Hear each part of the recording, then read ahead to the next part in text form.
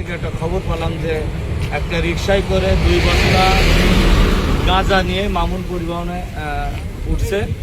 তখন আমরা তাৎক্ষণিকভাবে আমরা স্ট্যান্ডে এসে মামুন পরিবহনে একটা দেখলাম, কিন্তু ওই মামুন পরিবহনটা না। পরবর্তীতে তাদের কাছে জিজ্ঞেস করলাম যে মামুন পরিবহন আধা ঘন্টা আগে একটা বের হয়ে গেছে।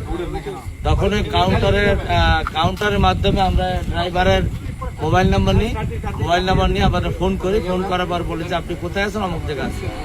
গাড়িটা দাঁড় করায় সে আমাদের সহযোগিতা করছে, গাড়িটা দাঁড় করাইছে। আমাদের এটা হচ্ছে পয়েন্ট থেকে কিছু দূরে একটু সামনে যে কাঠোর ইউনিয়নে আমরা যে এই মালামালগুলো কই। আচ্ছা, আমি যে এই যে সামনে নিয়ে আসতে বলে, আমি তো এখানে যে আমরা যে অভিযানটা করলাম, আমাদের বাসে যারা ছিল তারাও কিন্তু কেউ উত্তেজিত হয়নি, এবং তারাও যে সময় আমরা পরিচয় দিচ্ছি যে আমরা পুলিশের লোক, আমরা একটু অভিযানে আসছে, তখন তারাও সহায়তা করছে।